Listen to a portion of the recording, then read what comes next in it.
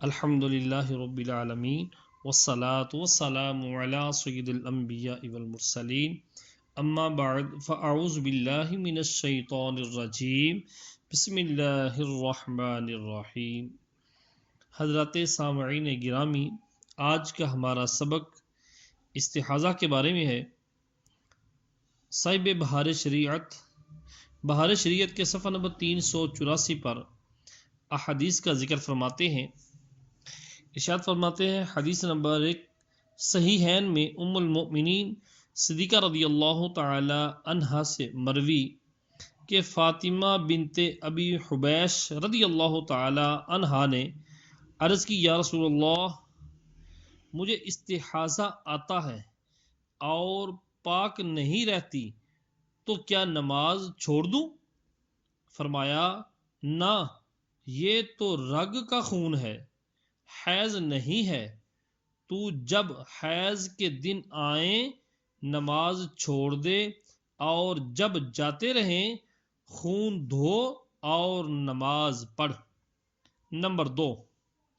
ابو داؤد و نسائی کی روایت میں فاطمہ بنت ابی حبیش رضی اللہ تعالی عنہا سے یوں ہے کہ ان سے رسول اللہ صلی اللہ تعالی علیہ وآلہ وسلم نے فرمایا کہ جب حیض کا خون ہو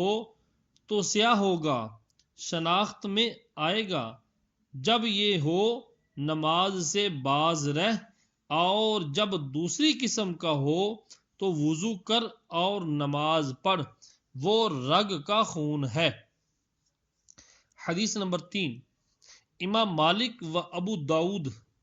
و دارمی کی روایت میں ہے کہ ایک عورت کے خون بہتا رہتا، اس کے لیے ام المؤمنین ام سلمہ رضی اللہ تعالی عنہا نے حضور سے فتویٰ پوچھا۔ ارشاد فرمایا کہ اس بیماری سے پیشتر مہینے میں جتنے دن راتیں حیض آتا تھا ان کی گنتی شمار کرے، مہینے میں انہی کی مقدار نماز چھوڑ دے، اور جب وہ دن جاتے رہیں تو نہائے اور لنگوٹ باندھ کر نماز پڑھے۔ حدیث نمبر 4 ابو داؤد و ترمذی کی روایت ہے، ارشاد فرمایا، جن دنوں میں حیض آتا تھا ان میں نمازیں چھوڑ دے، پھر نہائے اور ہر نماز کے وقت وضو کرے اور روزے رکھے اور نماز پڑھے۔ یہاں تک استحاضہ کے بارے میں احادیث کا ذکر تھا۔ اب یہاں سے صاحب بہار شریعت مسائل کا ذکر فرماتے ہیں۔ ارشاد فرماتے ہیں مسئلہ نمبر 1، استحاضہ میں نہ نماز معاف ہے نہ روزہ، نہ ایسی عورت سے صحبت حرام، یعنی ایسی عورت سے صحبت بھی جائز ہے۔ نمبر 2، استحاضہ اگر اس حد تک پہنچ گیا کہ اس کو اتنی مہلت نہیں ملتی کہ وضو کر کے فرض نماز ادا کر سکے۔ اب گویا کہ معذور شرعی ہونا بیان کیا جا رہا ہے کہ استحاضہ اگر اس حد تک پہنچ گیا کہ اس عورت کو اتنی مہلت نہیں ملتی کہ وضو کر کے اس وقت کے فرض ادا کر سکے، تو نماز کا پورا ایک وقت شروع سے آخر تک اسی حالت میں گزر جانے پر اس کو معذور کہا جائے گا۔ ایک وضو سے اس وقت میں جتنی نمازیں چاہے پڑھے، خون آنے سے اس کا وضو نہ جائے گا۔ نمبر 3، اگر کپڑا وغیرہ رکھ کر اتنی دیر تک خون روک سکتی ہے کہ وضو کر کے فرض پڑھ لے تو عذر ثابت نہ ہوگا، یعنی معذور شرعی نہیں بنے گی۔ اس صورت میں اگر خون روک سکتی ہے تو روک کر وضو کر کے اس وقت کے فرض نماز ادا کرے۔ مسئلہ نمبر 4، ہر وہ شخص جس کو کوئی ایسی بیماری ہے کہ ایک وقت پورا ایسا گزر گیا کہ وضو کے ساتھ نماز فرض ادا نہ کر سکا، ایک پورا وقت ایسا گزر گیا کہ ایک وضو کے ساتھ وہ نماز فرض ادا نہ کر سکا، وہ معذور ہے۔ اس کا بھی یہی حکم ہے کہ وقت میں وضو کر لے اور آخر وقت تک جتنی نمازیں چاہے اس وضو سے پڑھے، یعنی اس وقت کے اندر جتنی نمازیں قضا ہے، نوافل وغیرہ جو چاہے اس وضو سے پڑھے۔ اس بیماری سے اس کا وضو نہیں ٹوٹے گا، جیسے قطرے کا مرض ہے، یا دست آنا، یا ہوا کا خارج ہونا، یا دکھتی آنکھ سے پانی گرنا، یا پھوڑے یا ناسور سے ہر وقت رطوبت کا بہنا، یا کان، ناف، پستان سے پانی نکلنا، کہ یہ سب بیماریاں وضو توڑنے والی ہیں۔ ان میں جب پورا ایک وقت ایسا گزر گیا کہ ہر چند کوشش کی مگر طہارت کے ساتھ نماز نہ پڑھ سکا تو معذور شرعی ہونا ثابت ہو جائے گا۔ نمبر 5، جب عذر ثابت ہو گیا تو جب تک ہر وقت میں ایک ایک بار بھی وہ چیز پائی جائے معذور ہی رہے گا۔ پہلے اس کا عذر ہونا ثابت ہو گیا، ایک وقت پورا ایسا گزر گیا، اب اس کے بعد جب بھی نماز کا وقت آئے گا تو نماز کے وقت کے اندر ایک مرتبہ بھی اگر وہی عذر ثابت ہو گیا، وہی عذر پایا گیا تو معذور شرعی کہلائے گا۔ مثلا عورت کے ایک وقت تو استحاضہ نے طہارت کی مہلت نہ دی، اب اتنا موقع ملتا ہے کہ وضو کر کے نماز پڑھ لے، مگر اب بھی ایک آدھ دفعہ ہر نماز کے وقت ہر وقت میں خون آ جاتا ہے تو اب بھی معذور ہے، یوں ہی تمام بیماریوں میں۔ اور جب پورا وقت گزر گیا اور خون نہیں آیا تو اب معذور نہ رہی، معذور شرعی ہونا ثابت نہ رہا۔ جب پھر کبھی پہلی حالت پیدا ہو جائے تو پھر معذور ہے، اس کے بعد پھر اگر پورا وقت خالی گیا تو پھر عذر جاتا رہا۔ نمبر 6، نماز کا کچھ وقت ایسی حالت میں گزرا کہ عذر نہ تھا اور نماز نہ پڑھی، اور اب پڑھنے کا ارادہ کیا تو استحاضہ یا بیماری سے وضو جاتا رہتا ہے، غرض یہ باقی وقت یوں ہی گزر گیا اور اسی حالت میں نماز پڑھ لی تو اب اس کے بعد کا وقت بھی پورا اگر اسی استحاضہ یا بیماری میں گزر گیا تو وہ پہلی بھی ہو گئی، پہلی نماز بھی ادا ہو گئی، اور اگر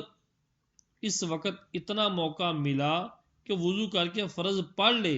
تو پہلی نماز کا اعادہ کرے۔ نمبر 7، خون بہتے میں وضو کیا، جسم کے کہیں سے بھی خون بہہ رہا تھا، وضو کیا اور وضو کے بعد خون بند ہو گیا اور اسی وضو سے نماز پڑھی،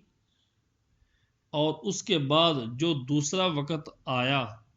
وہ بھی پورا گزر گیا کہ خون نہ آیا تو پہلی نماز کا اعادہ کرے۔ خون بہتے میں وضو کیا، خون بہہ رہا تھا تو وضو کیا اور وضو کے بعد خون بند ہو گیا، اسی وضو سے نماز پڑھی، اور اس کے بعد جو دوسرا وقت آیا وہ بھی پورا گزر گیا کہ خون نہ آیا تو پہلی نماز کا اعادہ کرے۔ یوں ہی اگر نماز میں بند ہوا، وہ خون نماز میں بند ہوا اور اس کے بعد دوسرے میں بالکل نہ آیا، یعنی ایک نماز میں تو خون بند ہو گیا اور اس کے بعد دوسرے وقت میں بالکل خون نہ آیا، جب بھی نماز کا اعادہ کرے۔ نمبر 8، فرض نماز کا وقت جانے سے معذور کا وضو ٹوٹ جاتا ہے۔ کسی بھی نماز کے لیے وضو کیا معذور شرعی نے، تو ٹائم شروع ہو گیا، اس نے وضو کر لیا، جو ہی وقت نماز کا چلا جائے گا وضو ٹوٹ جائے گا۔ جیسے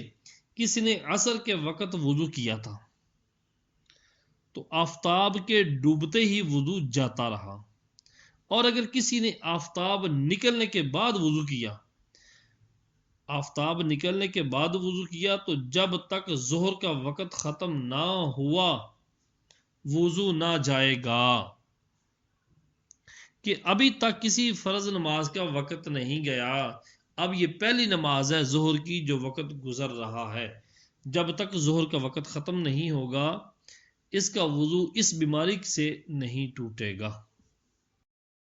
مسئلہ نمبر 9، وضو کرتے وقت وہ چیز نہیں پائی گئی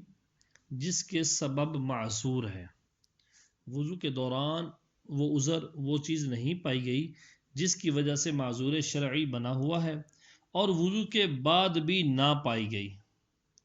یہاں تک کہ باقی پورا وقت نماز کا خالی گیا، تو وقت کے جانے سے وضو نہیں ٹوٹا۔ یوں ہی اگر وضو سے پہلے پائی گئی وہ چیز، وہ عذر جس کی وجہ سے معذور ہے، اگر وضو سے پہلے پائی گئی مگر نہ وضو کے بعد باقی وقت میں پائی گئی نہ اس کے بعد دوسرے وقت میں، تو وقت جانے سے وضو نہ ٹوٹے گا۔ نمبر 10، اور اگر اس وقت میں وضو سے پہلے وہ چیز پائی گئی، اور اگر اس وقت میں وضو سے پہلے وہ چیز پائی گئی اور وضو کے بعد بھی وقت میں پائی گئی، یا وضو کے اندر پائی گئی اور وضو کے بعد اس وقت میں نہ پائی گئی مگر بعد والے میں پائی گئی، تو وقت ختم ہونے پر وضو جاتا رہے گا، کیونکہ معذور شرعی ابھی تک، اگرچہ وہ حدث نہ پایا جائے۔ نمبر 11، معذور کا وضو اس چیز سے نہیں جاتا جس کے سبب معذور ہے، ہاں اگر کوئی اور دوسری چیز وضو توڑنے والی پائی گئی تو وضو ٹوٹ جائے گا۔ مثلا جس کو قطرے کا مرض ہے، ہوا نکلنے سے اس کا وضو جاتا رہے گا، اور جس کو ہوا نکلنے کا مرض ہے قطرے سے وضو جاتا رہے گا۔ نمبر 12، معذور نے کسی حدث کے بعد وضو کیا، معذور شرعی نے کسی حدث کے بعد وضو کیا اور وضو کرتے وقت وہ چیز نہیں ہے جس کی وجہ سے معذور شرعی بنا ہوا ہے۔ معذور نے کسی حدث کے بعد وضو کیا اور وضو کرتے وقت وہ چیز نہیں پائی گئی جس کے سبب معذور ہے، پھر وضو کے بعد وہ عذر والی چیز پائی گئی تو وضو جاتا رہا۔ جیسے استحاضہ والی نے پاخانہ پیشاب کے بعد وضو کیا اور وضو کرتے وقت خون بند تھا، بعد وضو کے آیا تو وضو ٹوٹ گیا، اور اگر وضو کرتے وقت وہ عذر والی چیز بھی پائی جاتی تھی، اور اگر وضو کرتے وقت وہ عذر والی چیز بھی پائی جاتی تھی تو اب وضو کی ضرورت نہیں، کیونکہ معذور شرعی ہے۔ نمبر 13، معذور کے ایک نتنے سے خون آ رہا تھا، وضو کے بعد دوسرے نتنے سے آیا، وضو جاتا رہا۔ یا ایک زخم بہہ رہا تھا، اب دوسرا بہا، یہاں تک کہ چیچک کے ایک دانے سے پانی آ رہا تھا، اب دوسرے دانے سے آیا تو وضو ٹوٹ گیا۔ نمبر 14، اگر کسی ترکیب سے عذر جاتا رہے یا اس میں کمی ہو جائے، اگر کسی ترکیب سے عذر جاتا رہا یا اس میں کمی ہو جائے تو اس ترکیب کا کرنا فرض ہے، یعنی کوئی ایسا سبب لگ جائے، کوئی ایسا طریقہ اپنا لیا جائے کہ عذر جاتا رہا یا اس میں کمی ہو جائے تو اس ترکیب کا، اس طریقے کا اپنانا کرنا فرض ہے۔ مثلا کھڑے ہو کر پڑھنے سے خون بہتا ہے، کھڑے ہو کر نماز پڑھنے سے خون بہتا ہے اور بیٹھ کر پڑھے تو نہ بہے گا، تو نماز بیٹھ کر پڑھنا فرض ہے۔ نمبر 15، معذور کو ایسا عذر ہے جس کے سبب کپڑے نجس ہو جاتے ہیں، تو اگر ایک درہم سے زیادہ نجس ہو گیا اور جانتا ہے کہ اتنا موقع ہے کہ اسے دھو کر پاک کپڑوں سے نماز پڑھ لوں گا تو دھو کر نماز پڑھنا فرض ہے، اور اگر جانتا ہے کہ نماز پڑھتے پڑھتے پھر اتنا ہی نجس ہو جائے گا تو دھونا ضروری نہیں، اسی سے پڑھے، اگرچہ مصلی بھی آلودہ ہو جائے کچھ حرج نہیں، اور اگر درم کے برابر ہے تو پہلی صورت میں دھونا واجب، اور درم سے کم ہے تو دھونا سنت، اور دوسری صورت میں مطلقاً نہ دھونے میں کوئی حرج نہیں، یعنی درم سے کم ہو تو دھونے میں کوئی حرج نہیں۔ نمبر 16، استحاضہ والی اگر غسل کر کے ظہر کی نماز آخر وقت میں اور عصر کی وضو کر کے اول وقت میں اور مغرب کی غسل کر کے آخر وقت میں اور عشاء کی وضو کر کے اول وقت میں پڑھے اور فجر کی بھی غسل کر کے پڑھے، فجر کی نماز بھی غسل کر کے پڑھے تو بہتر ہے، اور عجب نہیں کہ یہ ادب جو حدیث میں ارشاد ہوا اس کی رعایت کی برکت سے اس کے مرض کو بھی فائدہ پہنچے گا انشاءاللہ عز و جل۔ نمبر 17، کسی زخم سے ایسی رطوبت نکلے کہ بہے نہیں، نہ کسی زخم سے ایسی رطوبت نکلے کہ بہے نہیں تو نہ اس کی وجہ سے وضو ٹوٹے، نہ معذور ہو، نہ وہ رطوبت نجس ہے، یعنی وہ رطوبت نجس بھی نہیں۔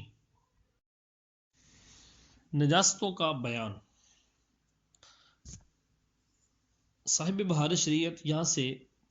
نجاستوں کے بارے میں احادیث کا ذکر فرماتے ہیں۔ صحیح بخاری و صحیح مسلم میں اسماء بنت ابو بکر رضی اللہ تعالی عنہما سے مروی ہے کہ ایک عورت نے عرض کی، یا رسول اللہ علیہ وسلم، ہم میں جب کسی کے کپڑے کو حیض کا خون لگ جائے تو کیا کرے؟ فرمایا، جب تم میں کسی کا کپڑا حیض کے خون سے آلودہ ہو جائے تو اسے کھرچے، پھر پانی سے دھوئے، تب اس میں نماز پڑھے۔ نمبر 2، صحیحین میں ہے، ام المؤمنین صدیقہ رضی اللہ تعالی عنہا فرماتی ہیں کہ رسول اللہ صلی اللہ تعالی علیہ وآلہ وسلم کے کپڑے سے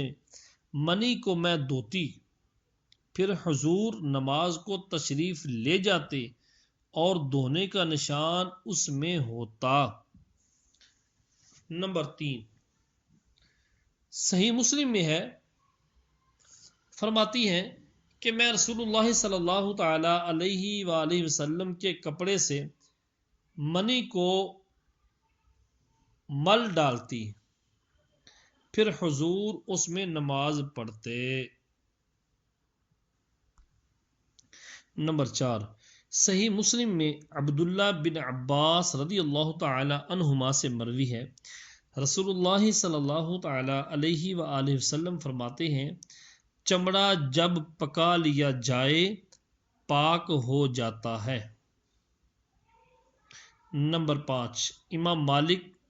ام المؤمنین صدیقہ رضی اللہ تعالی عنہا سے راوی، رسول اللہ صلی اللہ تعالی علیہ وآلہ وسلم نے حکم فرمایا کہ مردار کی کھالیں جب پکا لی جائیں تو انہیں کام میں لایا جائے۔ نمبر 6، امام احمد و ابو داود و نسائی نے روایت کی، رسول اللہ صلی اللہ تعالی علیہ وآلہ وسلم نے درندوں کی کھال سے منع فرمایا۔ نمبر 7، دوسری روایت میں ہے، ان کے پہننے اور ان پر بیٹھنے سے منع فرمایا۔ اب یہاں سے نجاستوں کے کچھ احکام بیان کیے جاتے ہیں۔ حاضرین و سامعین توجہ فرمائیں، یہاں سے جن نجاستوں کا بیان ہو رہا ہے انتہائی اہم ترین مسئلے ہیں، توجہ سے سماعت فرمائیں۔ نجاست 2 قسم کی ہے، ایک وہ کہ جس کا حکم سخت ہے، اس کو نجاست غلیظہ کہتے ہیں،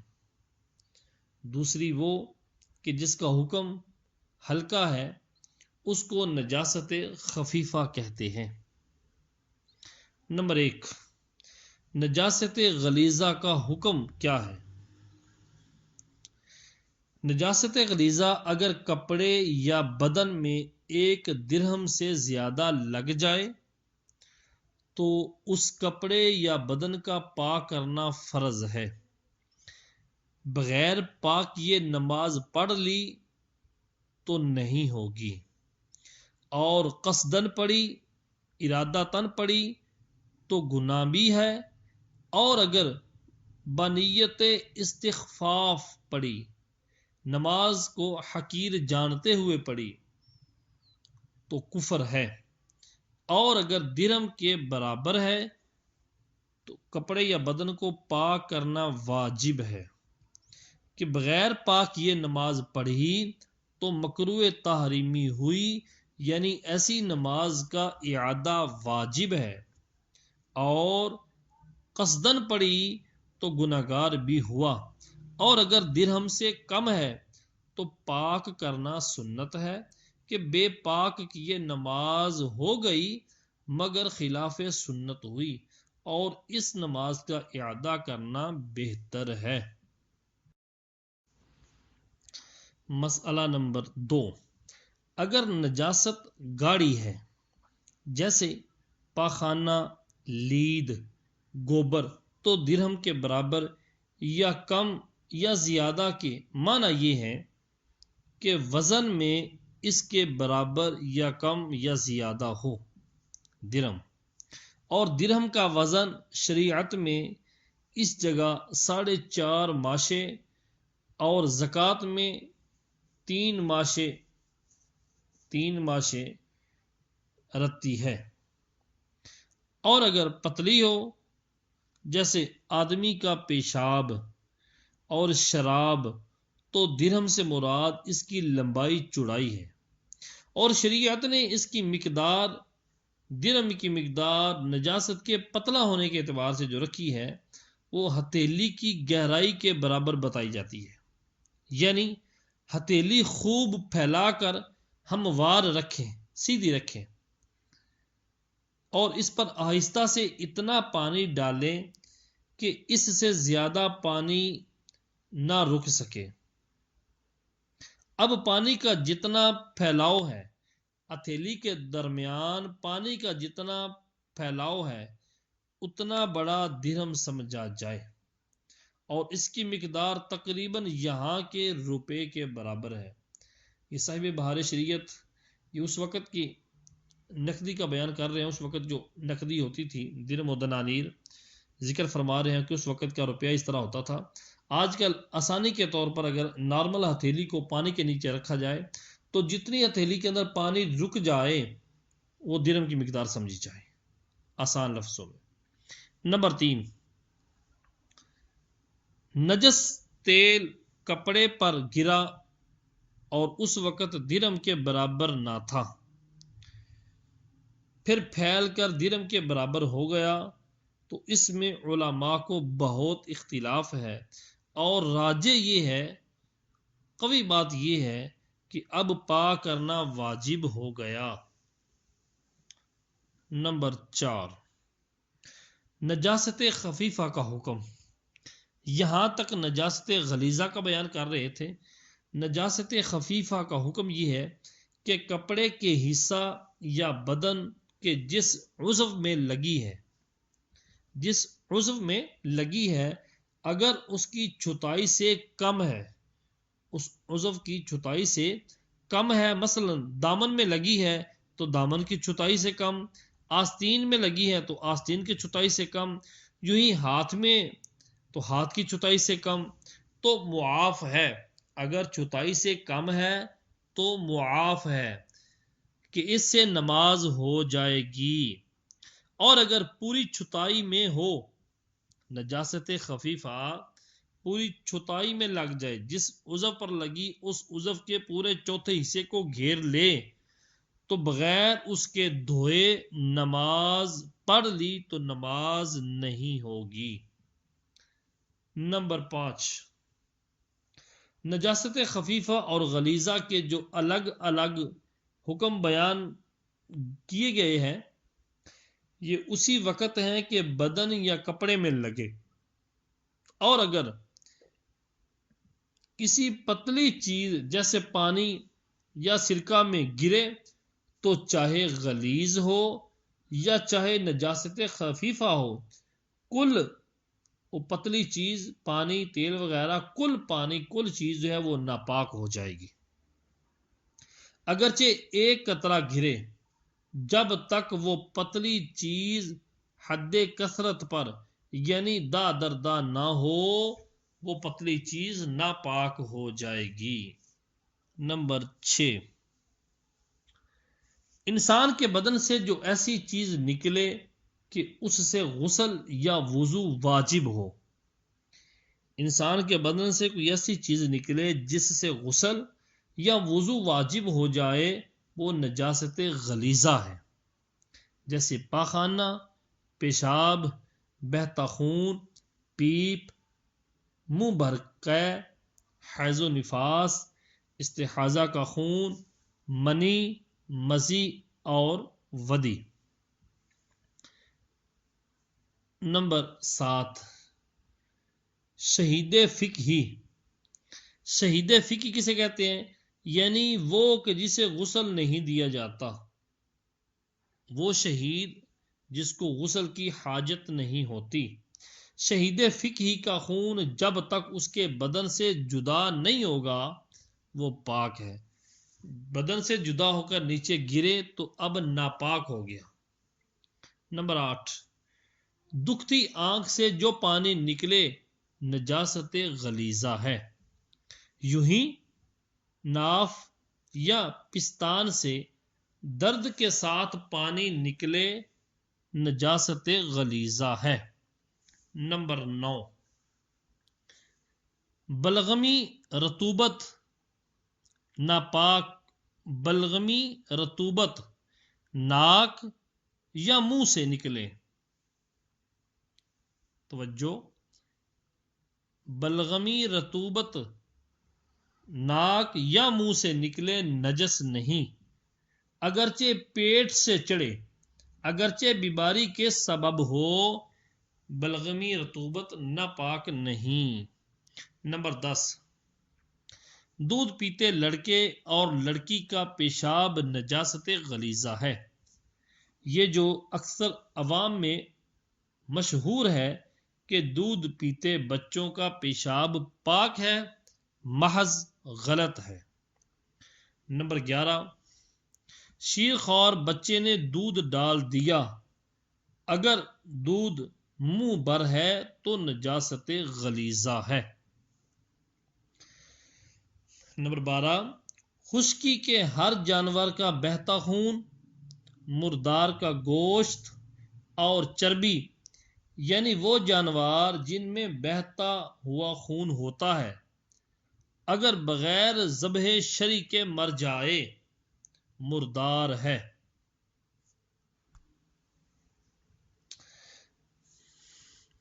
اگرچہ ذبح کیا گیا ہو، جیسے مجوسی یا بت پرست یا مرتد کا ذبیحہ، اگرچہ اس نے حلال جانور کو ذبح کیا، مثلا بکری وغیرہ کو ذبح کیا ہو، اس کا گوشت، پوست سب ناپاک ہو گیا، اور اگر حرام جانور ذبح شرعی سے ذبح کر لیا گیا، حرام جانور جن کا گوشت کھانا حرام ہے، اگر حرام جانور ذبح شرعی سے ذبح کر لیا گیا تو اس کا گوشت پاک ہو گیا، اگرچہ کھانا حرام ہے لیکن اس کا گوشت پاک ہو گیا، سوائے خنزیر کے کہ خنزیر یہ نجس العین ہے، کسی طرح پاک نہیں ہو سکتا۔ حرام چوپائے جیسے کتا، شیر، لومڑی، بلی، چوہا، گدھا، خچر، ہاتھی، سور کا پاخانہ، پیشاب اور گھوڑے کی لید اور ہر حلال چوپائے کا پاخانہ جیسے گائے بھینس کا گوبر، بکری اونٹ کی مینگنی، اور جو پرند کہ اونچا نہ اڑے اس کی بیٹھ جیسے مرغی، اور بطخ چھوٹی ہو خواہ بڑی، اور ہر قسم کی شراب اور نشہ لانے والی تاڑی اور سیندی، اور سانپ کا پاخانہ پیشاب، اور اس جنگلی سانپ اور مینڈک کا گوشت جن میں بہتا خون ہوتا ہے، اگرچہ ذبح کیے گئے ہوں، یوں ہی ان کی کھال اگرچہ پکا لی گئی ہو، اور سور کا گوشت اور ہڈی اور بال اگرچہ ذبح کیا گیا ہو، یہ سب چیزیں نجاست غلیظہ ہیں۔ نمبر 13، چھپکلی یا گرگٹ کا خون نجاست غلیظہ ہے۔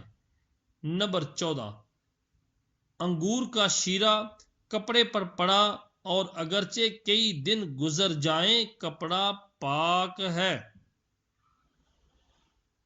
نمبر 15، ہاتھی کے سونڈ کی رطوبت اور شیر، کتے، چیتے اور دوسرے درندے چوپایوں کا لعاب نجاست غلیظہ ہے۔ صلو علی الحبیب صلی اللہ تعالی علیہ وآلہ وسلم۔